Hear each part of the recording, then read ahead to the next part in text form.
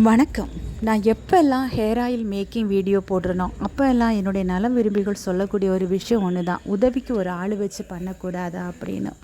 உதவிக்கு ஆள் வச்சு நிச்சயமாக பண்ணலாம். இது 24 மணி நேர ப்ராசஸிங். 108 மருந்துகளும் 7 விதமான எண்ணெய்களும் இதில் வந்து சேருது. எந்த மருந்தை எப்போ சேர்க்கணுமோ அப்போ அதை சேர்க்கணும். எந்த இடத்துல அடுப்பு நிதானமாக எரியணுமோ அந்த இடத்துல அடுப்பை நிதானமாக எரிய விடணும். எந்த இடத்துல வேகமாக எரியணுமோ அந்த இடத்துல வேகமாக எரியணும். அடுப்பு வேகமாக எரியும் போது அடி பிடிக்காமல் கிளறி தரணும். பார்க்குறதுக்கு லகுவாக இருக்கிறது மாதிரி இருக்கும், ஆனால் இந்த வேலை செய்கிறதுக்கு ரொம்பவே எனர்ஜி வேணும். நிச்சயம் ஒரு உதவியாளர் இந்த வேலையை செய்வார். ஆனால் 24 மணி நேரத்துக்கு மேலே நம்மளோட கூட இருந்து செய்வாங்களா அப்படின்னு கேட்டால் நிச்சயமாக முடியாது. சமயத்துக்கு எங்களுக்கே ரொம்ப டயர்டாயிரும். ஆனாலும் நாங்கள் ஒரு குடும்பத்தோட ஒரு இன்ட்ரெஸ்டோடு செய்கிறதுனால நிதானமாகவும் பொறுமையாகவும் இதை செய்ய முடியுது. நாம் இவ்வளவு நிதானத்தோடும் பொறுமையோடும் ஒரு பிடித்தமான ஒரு விஷயத்தை செய்கிறதுனால கஸ்டமருக்கு நாம் என்ன சொல்லி எண்ணெயை தரோமோ அந்த வேலை சக்ஸஸ்ஃபுல்லாக நடக்குது.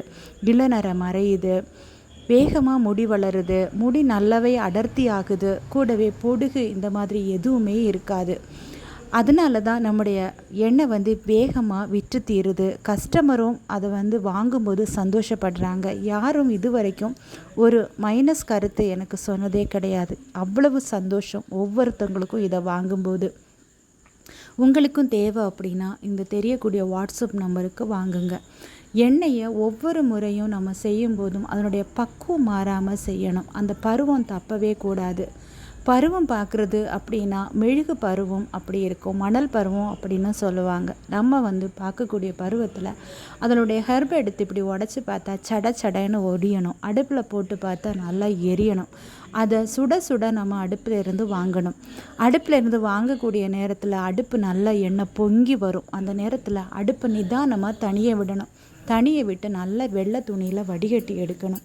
அது வடிகட்டும் போது எண்ணெய் கடன்னு கொதிச்சுட்டு இருக்கும். அதை ரொம்ப பொறுமையோடு வடிகட்டணும். அப்படியே விட்டோம் அப்படின்னா அந்த சக்கை எண்ணெய் எல்லாத்தையுமே குடிச்சிரும். அப்புறமா அதை பிழிஞ்சு எடுத்துகிட்டு இருக்க வேண்டியது இருக்கும். நிச்சயமாக அந்த வேலையை செய்யவே கூடாது. கொதிக்க கொதிக்க எண்ணெயை வந்து வடிகட்டணும். இப்படி செய்கிறதுனால தான் நம்ம என்ன சொல்லி எண்ணெய் தரோமோ அந்த வேலை நம்முடைய எண்ணெயில் நிச்சயமாக நடக்குது. இது வரைக்கும் இந்த வீடியோவை பொறுமையாக பார்த்ததுக்கு ரொம்ப நன்றி. உங்களுக்கும் இந்த எண்ணெய் தேவைப்பட்டுச்சுன்னா இந்த வாட்ஸ்அப்பில் வாங்கிக்கலாம். தேங்க்யூ.